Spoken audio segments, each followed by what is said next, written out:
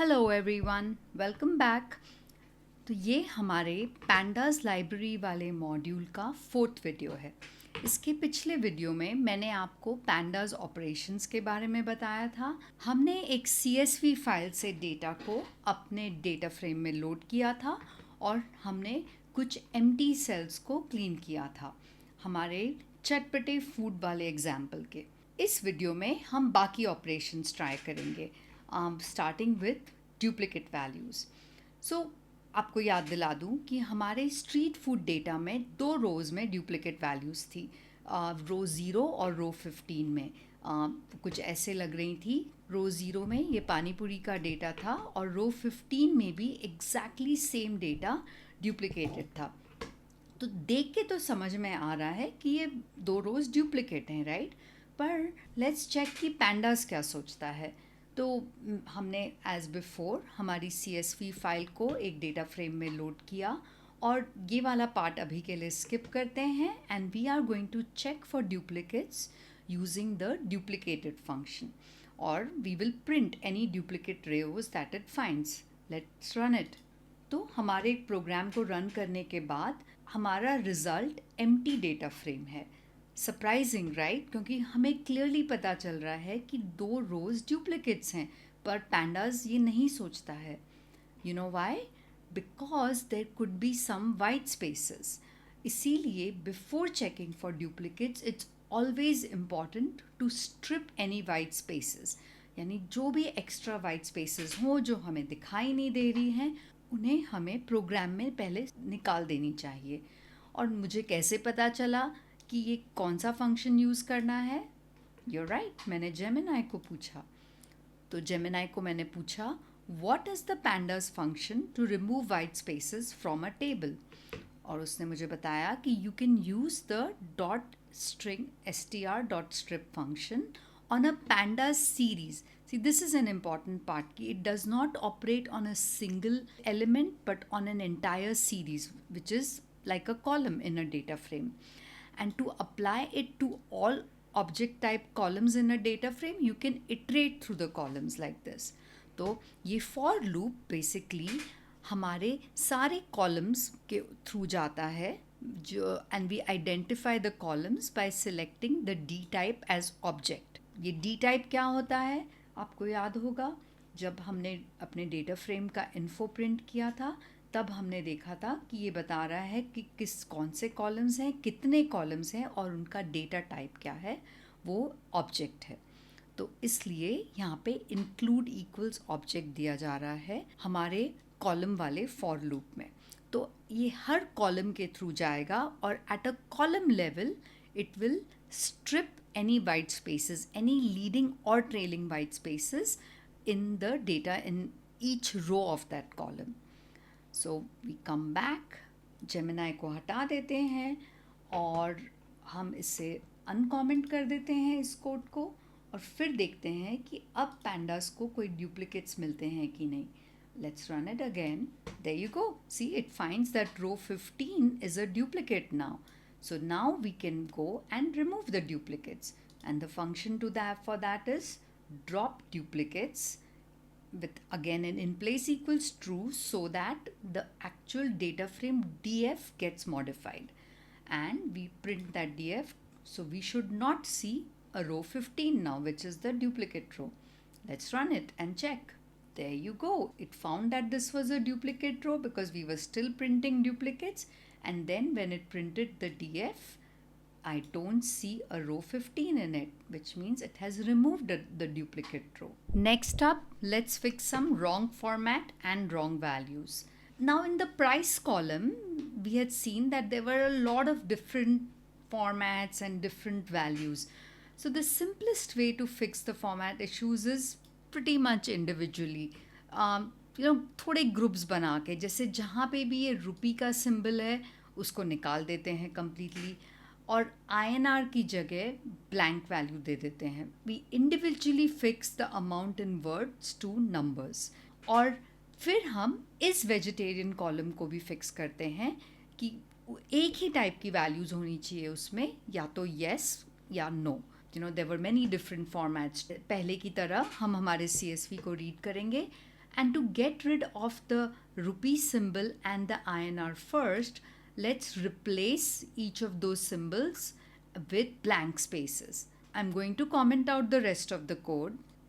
I've commented out the code and printing just the DF after doing the replacement, we see that the price does not have any symbols now.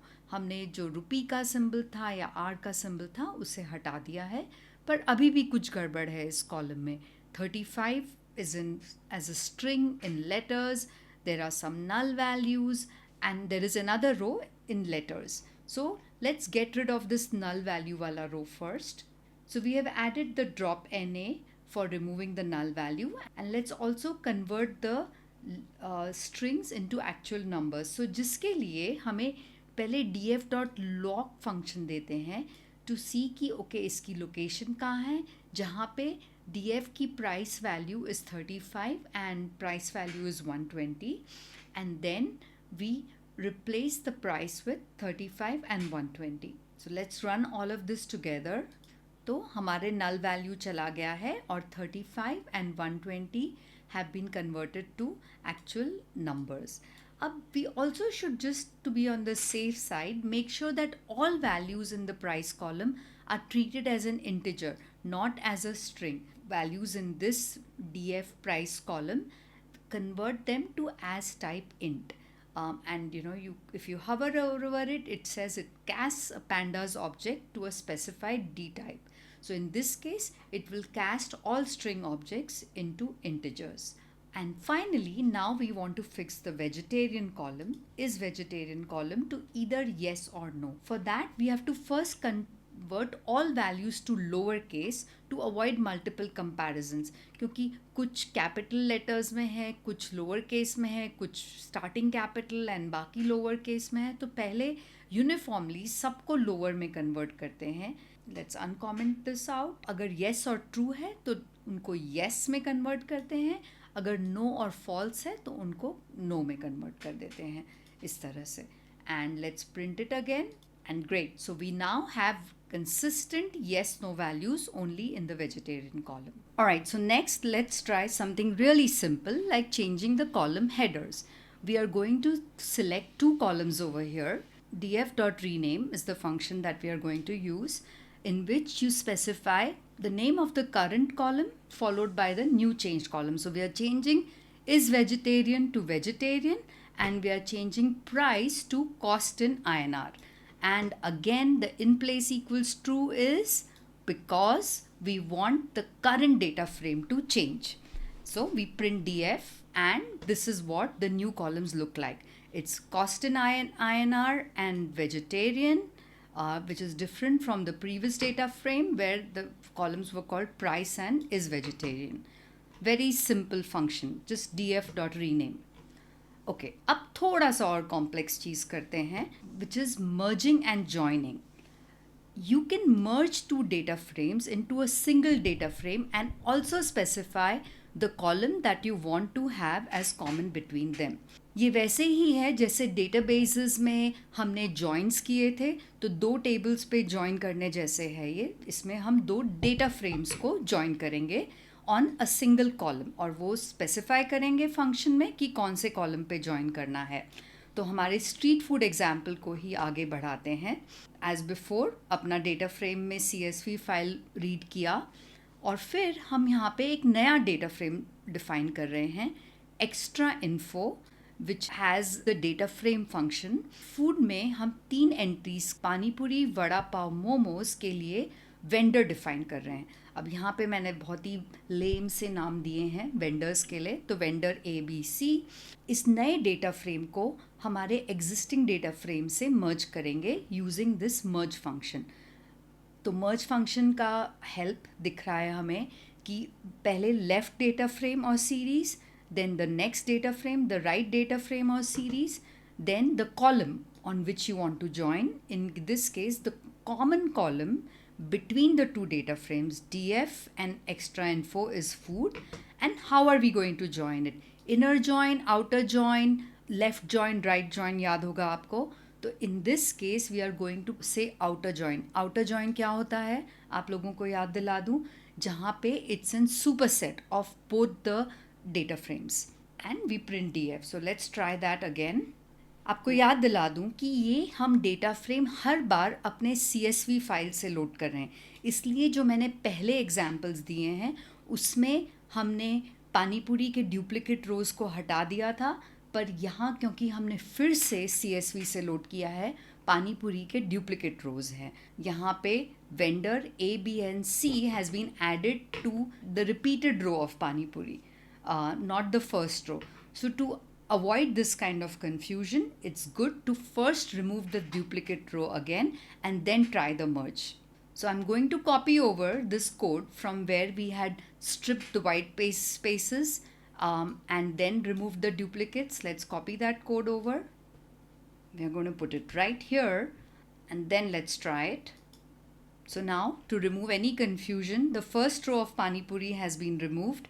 The vendor information is added to Momos, Panipuri and Vada Pav, which is rows 10, 11 and 14, and here 10, 11 and 14 have the vendor information. So this was all about merging and joining.